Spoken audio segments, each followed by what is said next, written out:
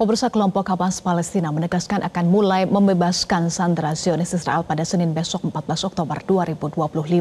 Menyusul implementasi tahap pertama gencatan senjata di Gaza yang mulai berlaku pada Jumat siang 10 Oktober. Isi perjanjian gencatan senjata menyatakan Zionis Israel akan menghentikan pertempuran dan menarik sebagian pasukannya dari jalur Gaza, sementara pihak Hamas akan membebaskan semua sandera yang tersisa dengan imbalan pembebasan sekitar 2.000 tahanan warga Palestina.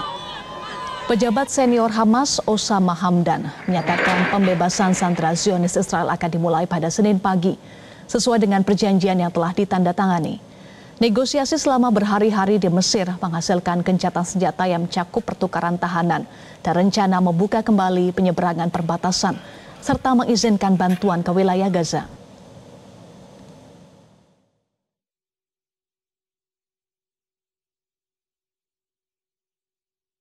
Hasil perundingan Mesir membuat babak baru bagi penyelesaian konflik Hamas dengan Zionis Israel yang menyepakati adanya gencatan senjata di jalur Gaza. Akankah kedua belah pihak konsisten menaati kesepakatan dan juga perjanjian damai tersebut? Untuk membahasnya sudah bergabung bersama kami pengamat Timur Tengah Dina Sulaiman. Selamat sore Ibu Dina. Selamat sore Mbak Eva. Bu Dina, gencatan senjata kali ini bukan yang pertama dan seringkali tidak dipatuhi oleh Israel. Kali ini akankah Israel patuh untuk tidak menyerang warga Gaza, Bu Dina? Pertama tentu saja kita berharap yang terbaik ya, apalagi kita melihat tadi di video yang ditayangkan terlihat bahwa warga Gaza betul-betul sangat bergembira dan bersyukur dengan adanya gencatan senjata ini, karena itu adalah harapan mereka terbesar selama ini. Sudah 2 tahun mereka dalam keadaan yang sangat buruk, sangat menderita. Cuma kalau kita melihat rekam jejak Israel selama ini, kalau dimulai dari 7 Oktober 2023 sampai hari ini, itu sudah 2 kali sebelumnya ya ada perjanjian gencatan senjata di November 2023, kemudian di Januari 2025.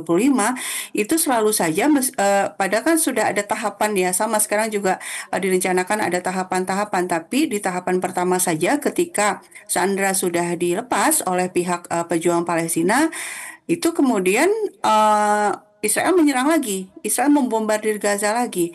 Nah, ini yang kita khawatirkan, bahwa Israel itu hanya sekedar menginginkan sandera mereka kembali, lalu kemudian memang di sebaliknya mereka juga melepas ribuan sandera dari pihak Palestina ya, orang-orang Palestina yang selama ini ditawan oleh Israel.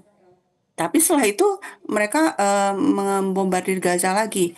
Nah, mudah-mudahan kali ini pihak-pihak yang punya power yang bisa menekan Israel itu bisa menjamin perjanjian ini dipatuhi oleh Israel. Apa yang paling berbeda secara signifikan antara gencatan senjata kali ini dengan yang sebelum-sebelumnya? Anda sebut tadi ada November 2023 dan juga Januari 2025. Mungkin yang berbeda dari sisi narasi ya, dan kemudian rencana yang ditetapkan ya.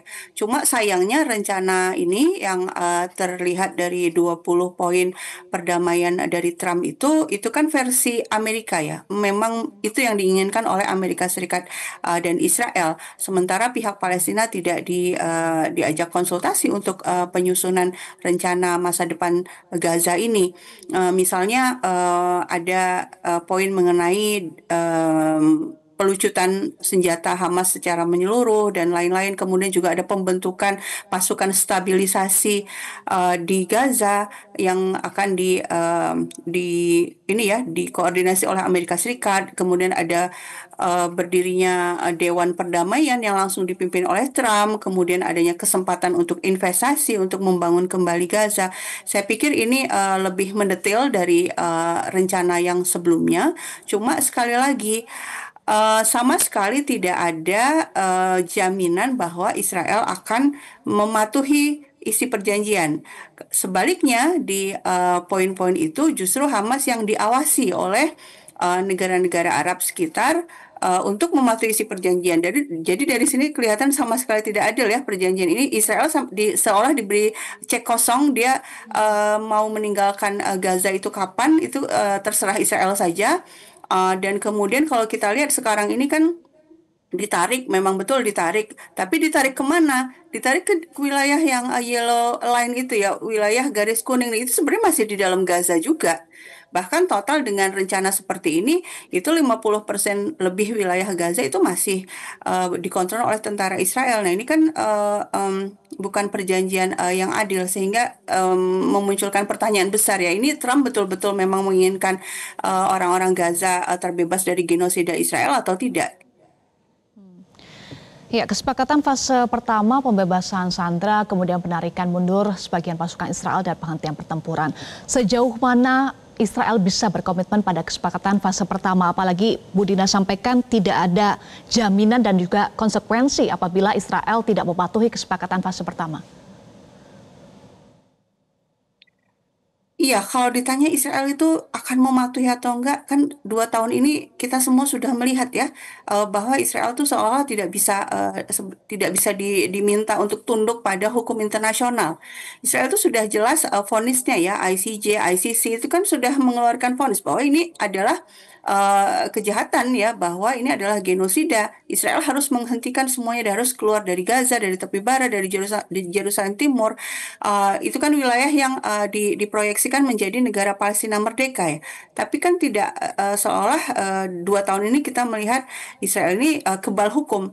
Nah, sehingga saya pikir memang kalau kita lihat tadi ya di pemberitaan bahwa orang-orang Gaza betul-betul bersyukur, bergembira dengan adanya eh, perdamaian atau gencatan senjata ini, tapi kita masyarakat sipil di seluruh dunia dan terutama juga yang diharapkan adalah pemerintah-pemerintah di seluruh dunia termasuk pemerintah kita itu tidak menganggap ini selesai.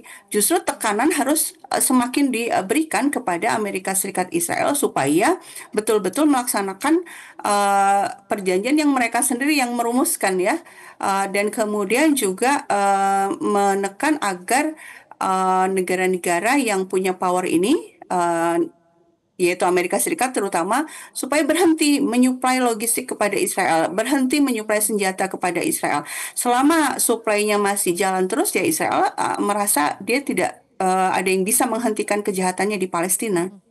Iya, masih suplai logistik senjata. Jadi kan seperti kontradiktif ya, Bu Dina, dengan peran Trump dalam gencatan senjata ini. Apakah menurut Anda murni betul ingin menciptakan perdamaian di Gaza atau ada motif lain di baliknya?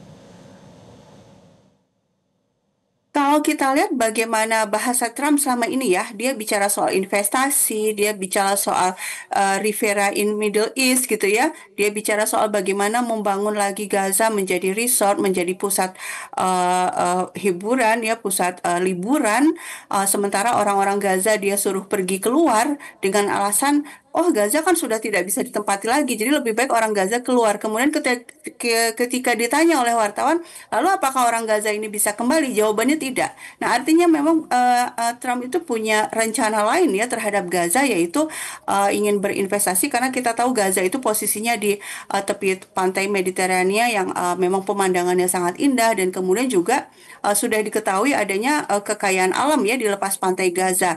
Ada gas alam yang sangat kaya, dan saya pikir ini juga yang menjadi motif utama juga negara-negara Barat ini masih terus saja mendukung Israel dan tidak serius ya dalam menolong orang-orang Gaza yang sudah 2 tahun mengalami genosida ini. Lalu apa Bu Dina yang bisa dilakukan oleh dunia internasional untuk menuju ke langkah konkret gencatan senjata ini bisa ke perdamaian di Palestina? Iya, targetnya sebenarnya kan bukan gencatan senjata ya dalam situasi ini. Yang ini kan yang terjadi adalah ada satu pihak yang melakukan genosida ya terhadap pihak lain, yaitu bangsa Palestina. Artinya harusnya menghentikan genosida, dan kemudian ketika negara-negara sedunia menyatakan mendukung two state solution, artinya kan mendukung adanya negara Palestina merdeka. Nah, kalau mendukung negara Palestina merdeka artinya wilayah yang diproyeksikan untuk menjadi negara Palestina ya harusnya dikosongkan dari tentara Israel, harusnya itu betul-betul merdeka dan berdaulat.